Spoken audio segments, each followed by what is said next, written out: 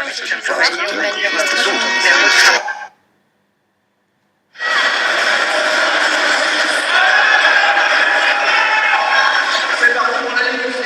On se trouve aujourd'hui au stade Charletti, dans Paris, pour cette compétition championnat de France d'aviron indoor. Donc pour ceux qui connaissent, ça ressemble à de l'aviron, sauf qu'on n'est pas sur l'eau, on n'est pas dans un bateau. Et les courses se déroulent sur 1500, 1000 ou 2000 mètres, suivant les catégories. En fait, si vous voulez, pendant le cycle hivernal, pour pouvoir ramer, il fait trop froid.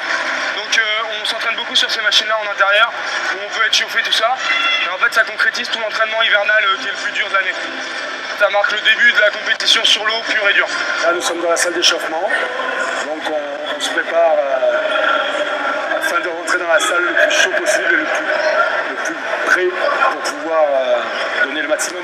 Le cardiaque va monter très très haut et il faut supporter la douleur parce qu'on ne sent plus ses muscles, ses bras, ses jambes, son cœur, tout part en sucette au bout de 200 mètres, vous n'avez plus rien de valable. Donc il faut résister, serrer les dents et aller jusqu'au bout.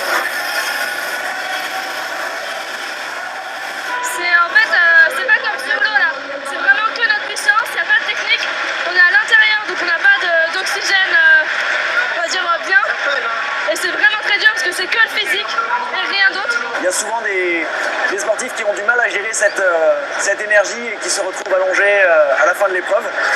Voilà, c'est très physique, c'est un des sports les plus complets au monde. Ce championnat est un championnat très multiple puisqu'on mélange à la fois les athlètes de la Fédération d'aviron qui reviennent des championnats du monde et des Jeux Olympiques avec des médailles, aux gens qui sont un peu plus éloignés de nos clubs et qui sont dans les salles de sport et qui pratiquent exclusivement la pratique de l'aviron indoor. Au départ, on avait des appréhensions, des petites craintes de ne pas être à la hauteur, et puis on arrive quand même à faire notre petit chemin. Quand on fait du très haut niveau en aviron, normalement même la concurrence des très bons extérieurs de l'aviron, normalement elle n'a pas trop lieu d'être. Normalement on est un petit peu plus fort. Et puis au-delà de ça, c'est quelque chose qui ne dérange pas du tout parce que au contraire, si ça peut élever le niveau général, c'est bien. Déjà ça peut nous permettre de détecter des talents qui ne sont pas forcément issus de notre sport. Et puis parce qu'on sait par expérience que sur la machine, il y a plein de contraintes techniques qui sont enlevées et que donc quelqu'un qui n'est pas forcément spécialiste de l'aviron peut très bien s'en sortir.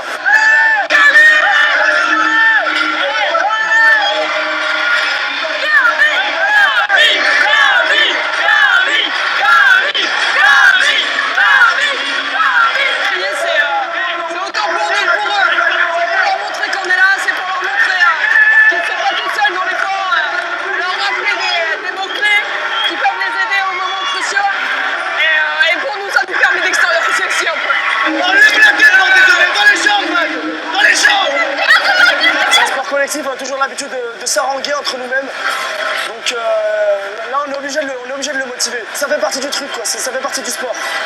Faut se faire mal, même quand on rame pas, faut se faire mal à la voix pour les autres. Alors, cette activité est en train de